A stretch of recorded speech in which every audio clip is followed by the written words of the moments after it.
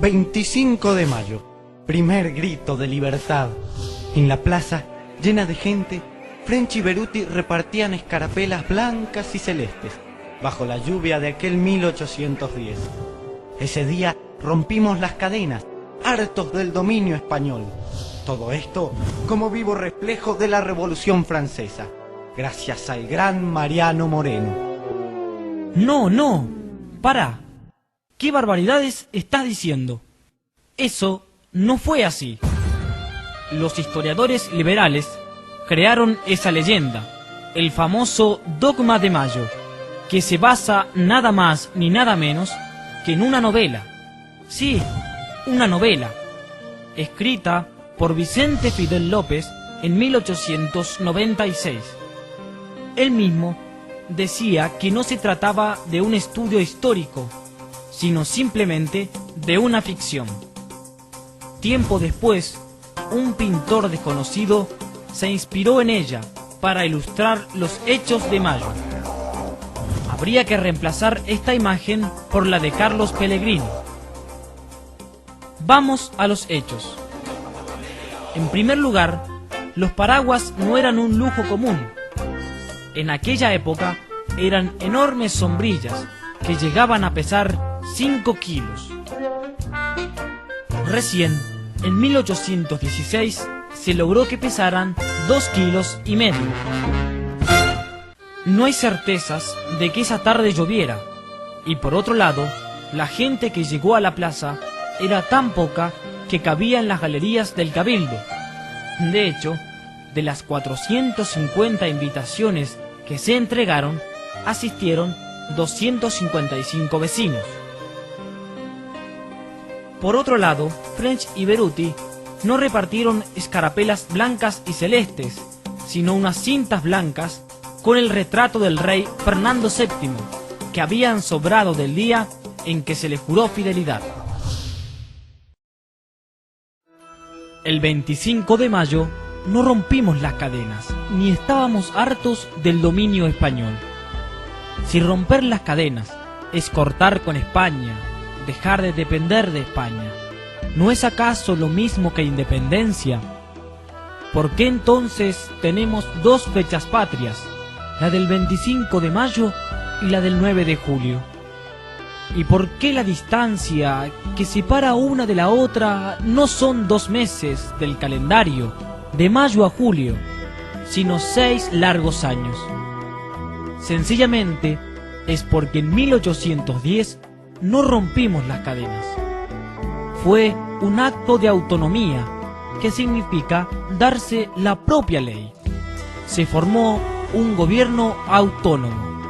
No se trató de un estallido antimonárquico debido al despotismo de los reyes, sino la consecuencia de una gravísima crisis del Imperio español.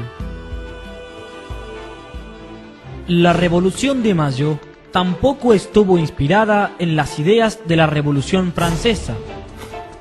Recordemos que Napoleón había invadido España, Italia, Austria, casi toda Europa.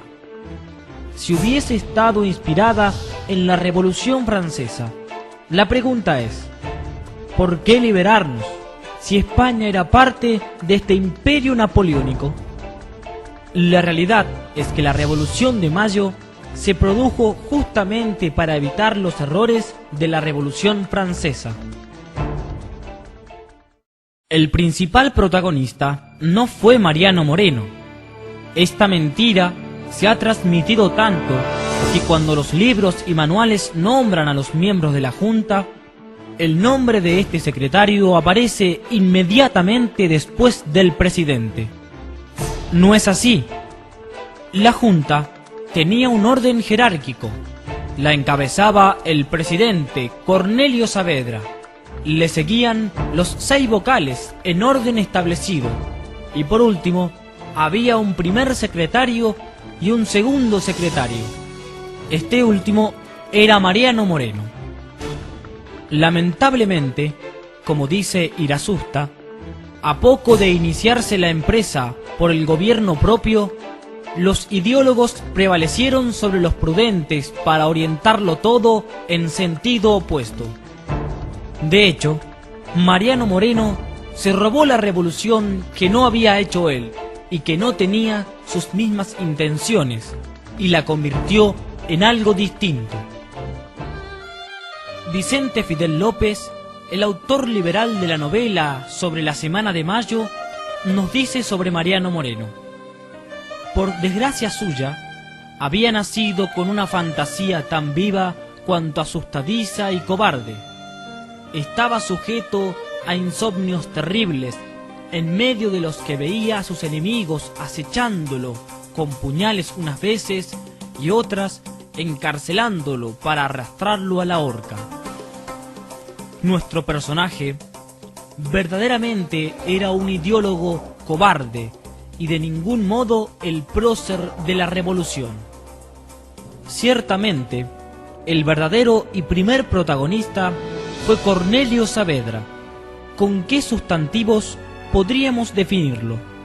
Honor y valor, hidalguía y heroicidad. Era licenciado en teología y no titubeó en presentarse durante las invasiones inglesas. Él creó el ejército de patricios, que demostró singular bravura durante las duras jornadas de la Reconquista y la defensa contra los ingleses. Jerárquico, disciplinado y prudente. Así se define a este héroe grande, verdadero arquetipo de la argentinidad. La revolución fue un acto de lealtad, definición política y de fidelidad al origen. El propio Saavedra dice que se debe atribuir la revolución a los hechos ocurridos en España y no al afán de los ideólogos. La revolución no fue hecha por algunos presumidos de sabios doctores que, en las reuniones de café y sobre la carpeta, hablaban de ella. Era prácticamente inevitable que un hombre que así se expresaba y actuaba se ganara la enemistad de los liberales. Alguna vez quisieron sobornarlo para que abandonara la primera línea del combate, pero él respondió demostrando su honor y dignidad. Yo no me vendo, ni por dinero alguno prostituyo mi honor y buen nombre. Yo desprecio las amenazas que me hacen porque confío en que el mismo Dios nuestro Señor, que porque quiso me dio la vida, me la defenderá también en adelante y la conservaré hasta que sea su santa voluntad. Lamentablemente para la patria, el morenismo dejó su huella.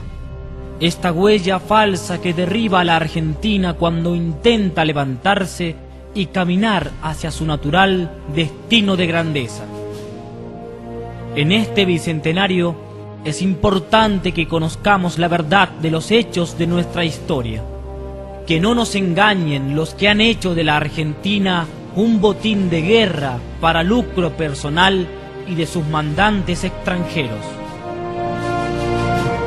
Como dijera Fray Francisco de Paula Castañeda, el 25 de mayo de 1815. Nuestra revolución, el día 25 de mayo, fue un acto heroico en la sustancia, heroico en las circunstancias, heroico en la intención y mucho más heroico en su ejecución y exacto cumplimiento.